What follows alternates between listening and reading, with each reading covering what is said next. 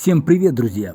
Сегодня на канале видео про собор Успения Пресвятой Богородицы или Успенский собор, один из старейших православных храмов Харькова, один из 7 чудес современного Харькова.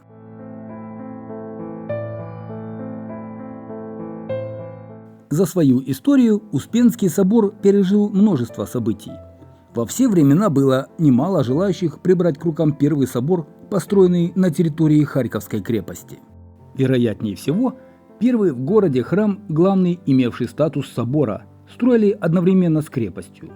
Харькову тогда было всего лишь 4 года. Название нововозведенная церковь получила от праздника Успения Богородицы, который относится к двунадесятым, то есть наиболее значительным в православии. Выбор такого названия для главного храма города не случайен. Культ Богородицы как народной заступницы был широко распространен во многих украинских городах. Заложили первую церковь на месте, где сейчас стоит собор Успения Пресвятой Богородицы, в середине 17 века. Впервые она упоминается в источниках 1658 года. Храм построили во времена первого харьковского воеводы Селифонта.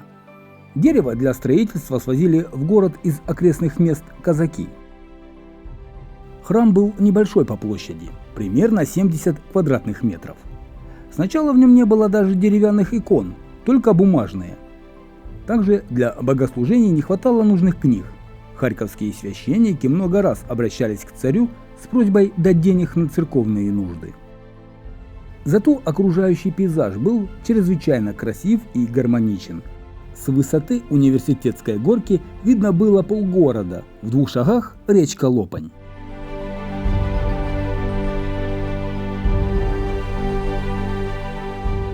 Церковный двор был окружен деревянной оградой, внутри которой располагалось кладбище.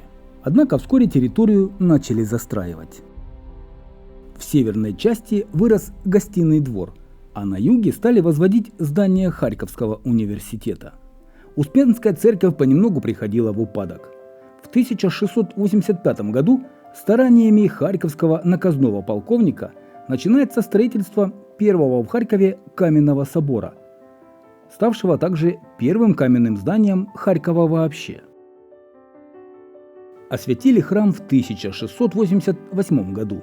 Он был похож на большинство соборных храмов Слобожанщины, пятиголовый, крестово-купольный с отдельно стоящей шатровой колокольней. Однако простоял собор недолго. 3 мая 1733 года вспыхнул один из самых сильных за всю историю города пожар, уничтоживший 300 дворов. От Успенского собора уцелели только каменные стены. Через год его отстроили, но судьба собора была предрешена. В здании появились многочисленные трещины, поэтому уже в 70-е годы XVIII века возникла необходимость нового строительства собора. Новый собор возводили на средства местного прихода и добровольные пожертвования харьковчан. Продолжалось строительство 6 лет. Сооружение было квадратной формы, имело 5 куполов и 5 престолов. После окончания работ северный престол осветили в честь Казанской иконы Божьей Матери, а южный в честь апостолов Петра и Павла. Главным украшением храма считался золоченый резной иконостас, изготовленный, как гласит легенда, по рисункам великого зодчего эпохи барокко Бартоломео Растрелли. На строительство такого храма ушло 12 лет. Строили его, что называется, всем миром. В 1783 году строительство храма было полностью закончено. Здесь разместили 2 особо почитаемые верующими иконы. Икону Елецкой Божьей Матери, обретенную в 1060 году и переданную в Харьковский городской собор в 1687 году князем Даниилом Борятинским, и икону святителя Николая, прославившуюся во время войны 1877 года на полях сражений в Болгарии чудесным спасением многих солдат. 13 февраля 1819 года на собрании известных харьковчан было принято решение о строительстве новой колокольни, самой лучшей архитектуры. К имеющимся в соборной кассе 10 тысячам рублей, пожертвованных купчихой Прасковьей Тамбовцевой, собрали еще 25 тысяч. Проект колокольни был поручен архитектору университета Евгению Васильеву, построившему здание университетской церкви и дом дворянского собрания. Евгений Васильев спроектировал колокольню великой колоссальности. Легенда гласит, что городской голова Ломакин потребовал переделать проект, чтобы уменьшить высоту колокольни. Однако архитектор его перехитрил.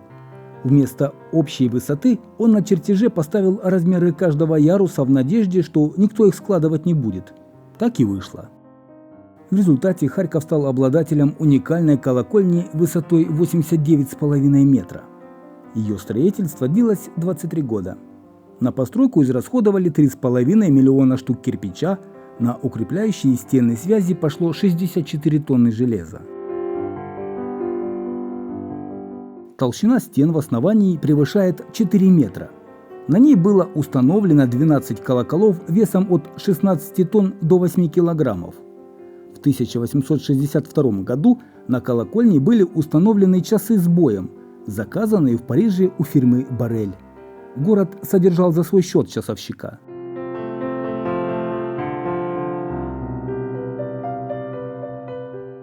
Успенский собор был зданием, в котором побывали все русские императоры, начиная с Екатерины Великой, за исключением Павла I. В нем в течение 3 суток находилось тело умершего императора Александра I. Здание входило во все путеводители как одна из главных городских достопримечательностей, несмотря на то, что главной церковью Харькова храм перестал быть в 1846 году.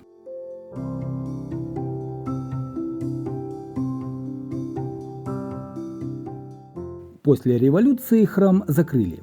Кресты снесли и устроили здесь сначала радиостанцию, а позже красильные и швейные цеха. Разрушены были все 5 куполов собора. Знаменитый иконостас разобрали и передали художественному музею. В годы Второй мировой войны иконостас сгорел. Лишь в 1975 году началась реставрация Успенского собора. 1 июня 1986 года здесь был открыт первый в Харькове органный зал на 500 мест с уникальным органом, изготовленным в Чехословакии.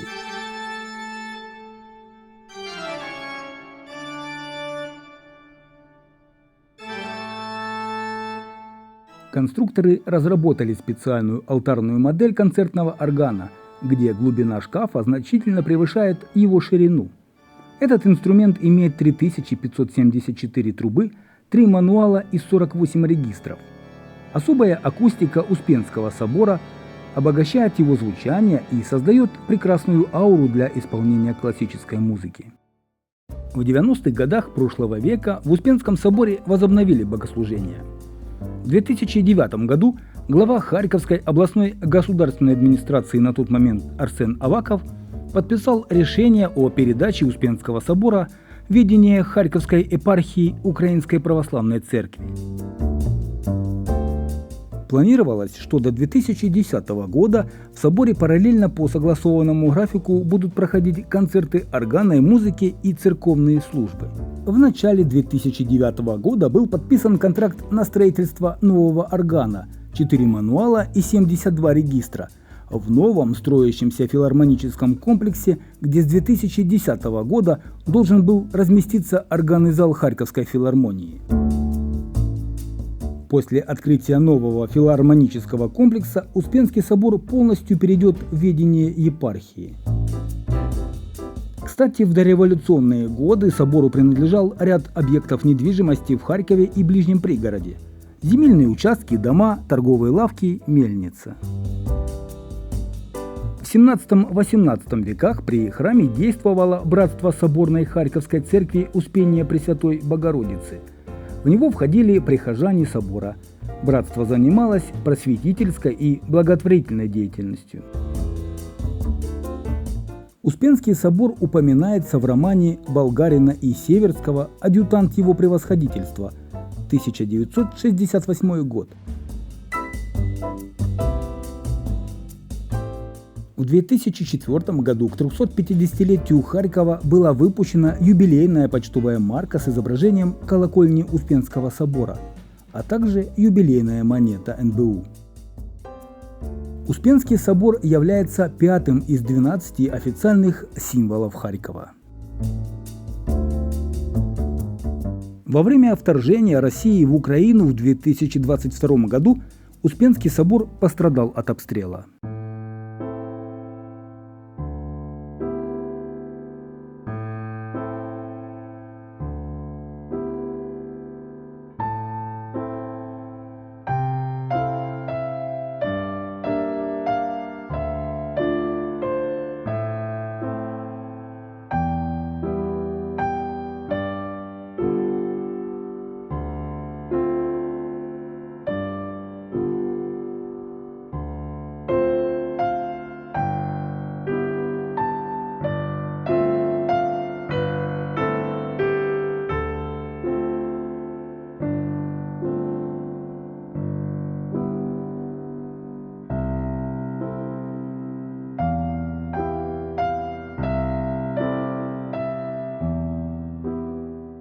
Грандиозность собора Успения Пресвятой Богородицы является одной из визитных карточек Харькова. По сей день собор является одной из высоких точек города, словно маяк, направляющий в самое сердце, в его центр.